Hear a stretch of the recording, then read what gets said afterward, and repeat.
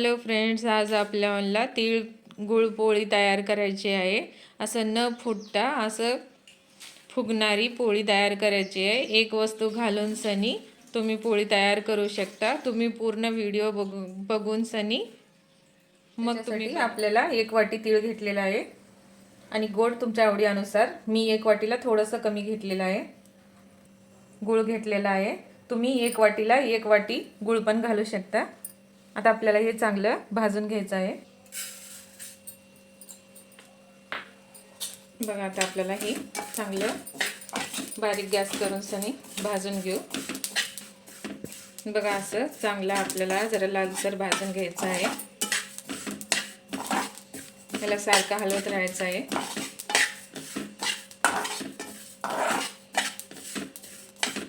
दोन ते 3 मिनिटातच आपलं तीळ भाजून तयार होते।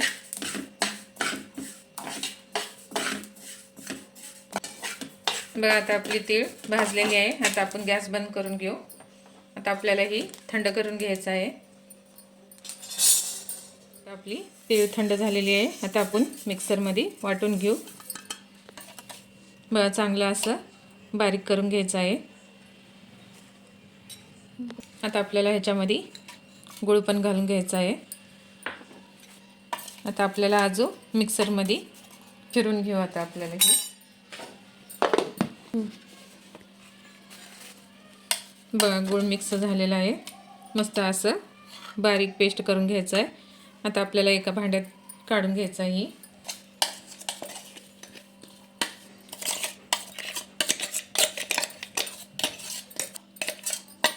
तुम्ही असं वाटून सनी स्टोर करू शकता। आता मी लागते एवढं घेऊन सनी याच्यामध्ये 1 चमचा पाणी घातलेलं आहे।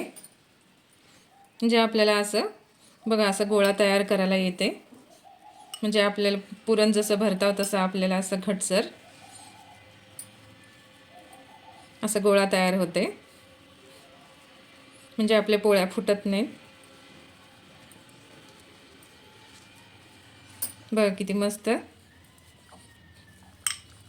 आपल्या तिळाच्या पोळ्यासाठी ते मस्त तयार झालेलं आहे। गोल उंड्या अशा करून सनी बघा आता आपण असं पोळ्या टाकू शकता। आपल्याला त्याच्यासाठी मैद्याचं पीठ घ्यायचं आहे, चाळून घ्यायचं आहे। आता आपल्याला थोडंसं ह्याच्यामध्ये बारीक रवा घालायचा आहे। बघा थोडंसं रवा घालत आहे मी। आता आपल्याला ह्याच्यामध्ये थोडंसं मीठ पण घालायचं आहे। तर आपण ह्याच्यामध्ये थोडंसं तेल घालू। तेल घातल्याने आपलं पीठ चांगलं मऊसूत होते। रवा घातल्याने आपल्या पोळ्या फुटत नाहीत। आता आपल्याला हे चांगलं पीठ मळून घ्यायचं आहे।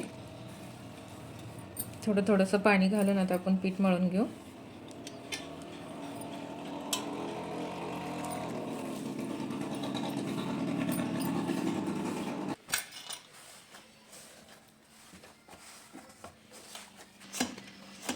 बघा असं घटसर आपल्याला पीठ तिंबून घ्यायचं आहे। आता आपल्याला ही 5 ते 10 मिनिटं असं ठेवू आपण। बघा आता आपल्याला पीठ पण भिजलेलं आहे। आता आपण थोडंसं पिठाचा गोळा घेऊन सनी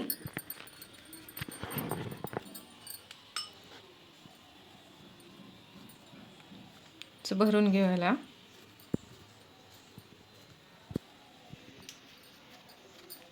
तर आपण ह्याचं तोंड बंद करून घेऊ। असं पीठ लावून सनी तर आपल्याला लाटून घ्यायचं आहे।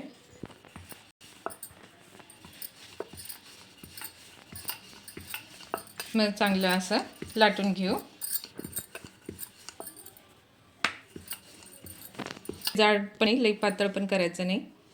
तर आपल्याला हे चांगलं खरपूस भाजून घ्यायचं आहे। बघा असं तूप लावू आपण। तुपामुळं आपली पोळी खूप मस्त लागते चवीला। तर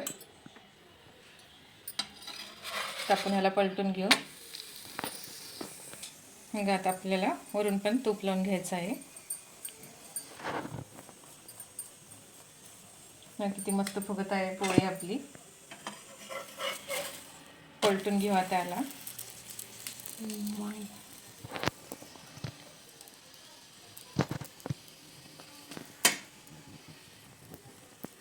चांगला आपण ह्याला भाजून घेऊ.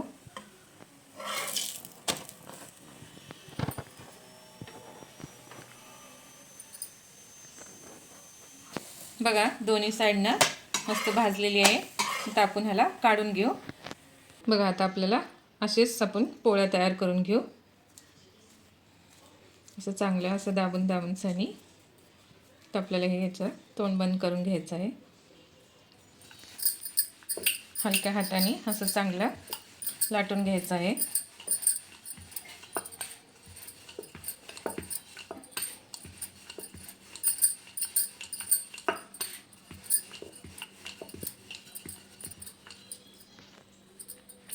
बघा आपली पोळ्या एक पण फुटना झाल्यात. किती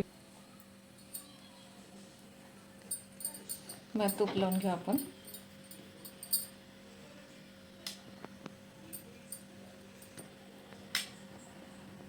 मग आता आपण पोळी पलटू. तर आपल्याला वरून पण तूप लावून घ्यायचं आहे.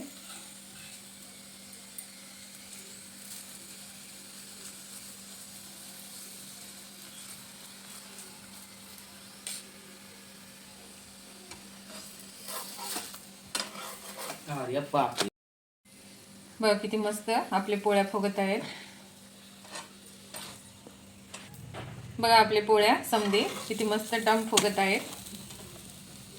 बघा दोन्ही साईडनं पोळी शेकलेली आहे. आता आपण काढून घेऊ. पोळी तयार झालेली आहे. रेसिपी आवडल्यास लाईक करा, सबस्क्राईब करा, कमेंट करून सांगा की माझी रेसिपी कशी वाटली तुम्हाला.